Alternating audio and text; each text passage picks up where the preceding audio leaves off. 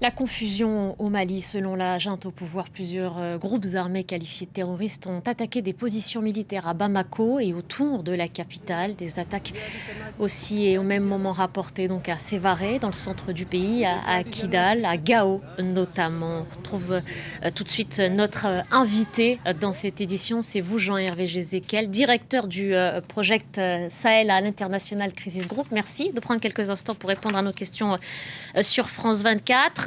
On sait par ailleurs que l'armée, donc au Mali, a assuré à la mi-journée qu'elle avait repris la situation en main. La confusion demeure tout de même. C'est ce que nous disait notre correspondant un petit peu plus tôt sur cette antenne. Est-ce que vous savez, vous d'abord, quels sont précisément les groupes armés qui ont été mentionnés dans le communiqué de l'armée malienne? Qui sont ces hommes qui ont mené cette offensive aux premières heures du jour?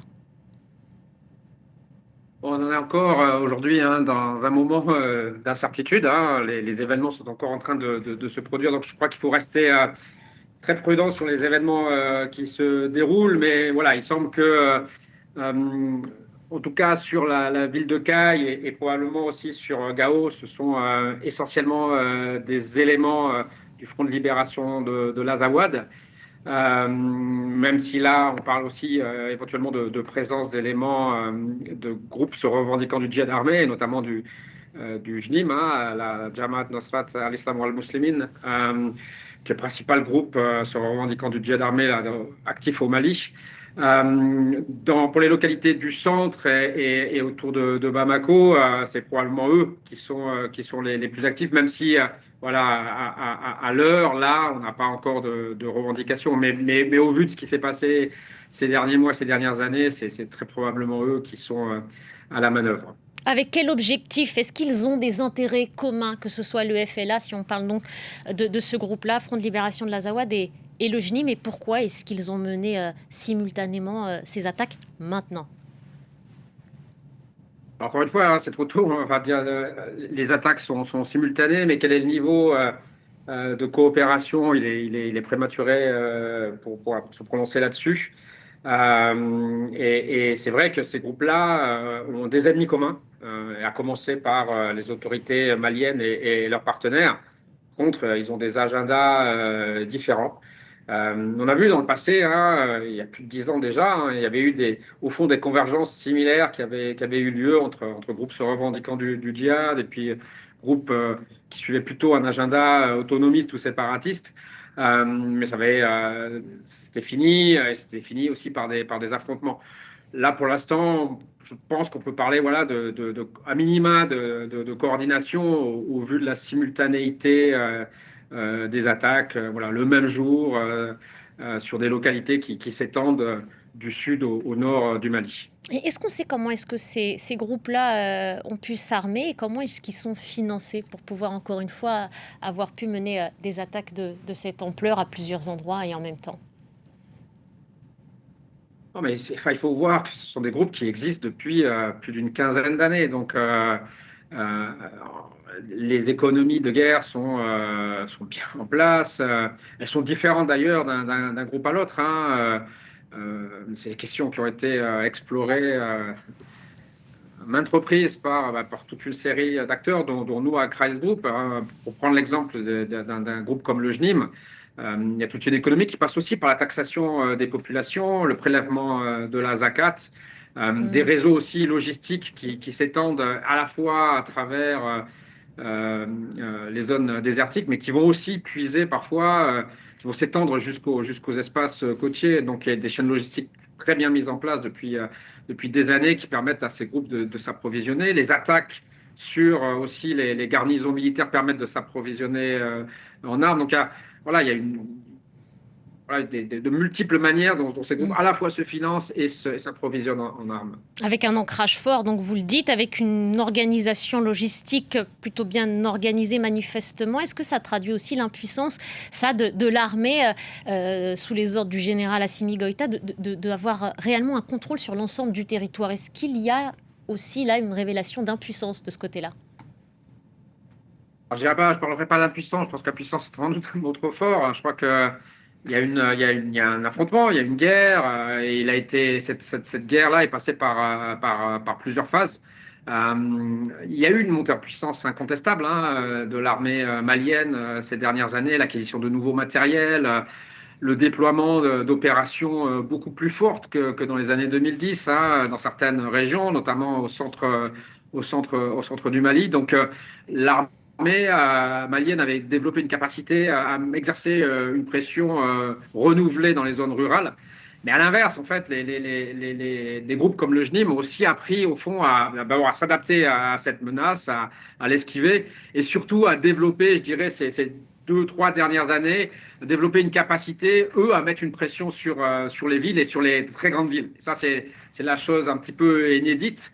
Des derniers mois, c'est cette capacité d'un groupe comme le JNIM à exercer une pression sur les flux commerciaux, les flux logistiques sur les grandes villes, et notamment aussi sur Bamako. On se souvient la manière dont ils avaient créé une pénurie de carburant à un certain moment.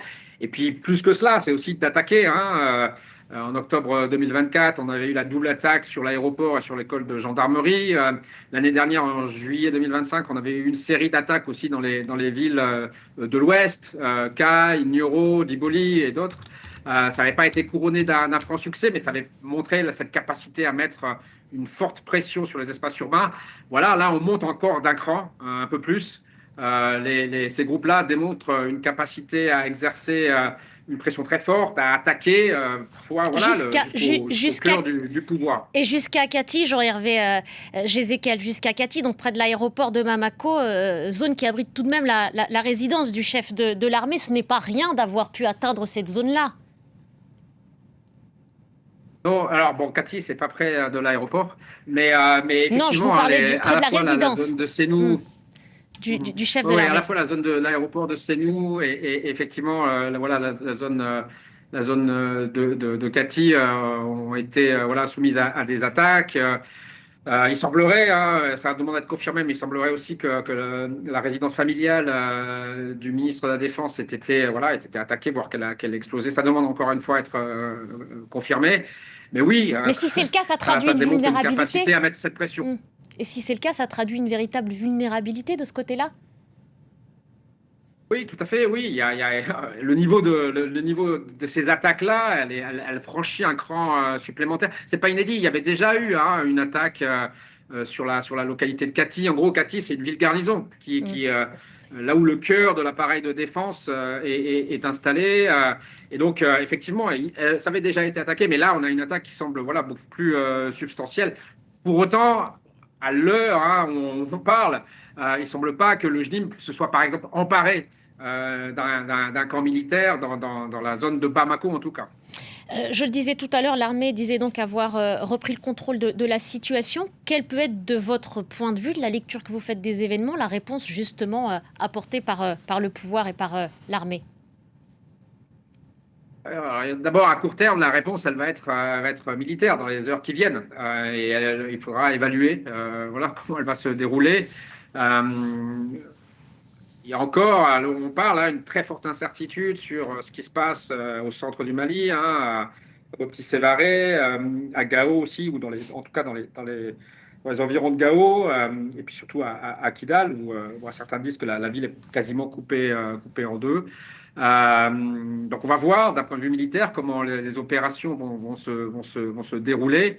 Il faudra faire attention dans les heures et les jours qui suivent aussi à la réponse des voisins. Vous savez que le Mali appartient à une alliance, l'alliance des États du Sahel, et que selon les statuts de cette alliance-là, il y a aussi une obligation au fond d'assistance en cas de danger. Donc on verra aussi ce qui va se passer à ce niveau-là, jusqu'à quel point vont jouer ces alliances. À plus long terme, il est possible aussi que cette attaque-là, son niveau un peu inégalé quand même si elle s'inscrit encore une fois dans une série un peu longue, elles amènent aussi les autorités à questionner des stratégies qui, depuis au fond plus de 10 ans, investissent beaucoup trop sur l'outil militaire. À Crisis Group, on le dit, on le répète depuis de nombreuses années, en fait, ces stratégies qui misent de manière trop forte sur l'outil militaire peu de chances de réussir. Et il va falloir des stratégies beaucoup plus larges qui passent aussi par des formes de dialogue avec toute une série d'acteurs, avec les voisins, avec les forces politiques, avec aussi une partie des adversaires. Mais voilà, Merci. plus on attend, plus ce dialogue il est difficile. Merci beaucoup, Jean-Hervé Jézéquel. Merci d'avoir pris le temps de répondre à nos Je vous en questions prie. sur France 24.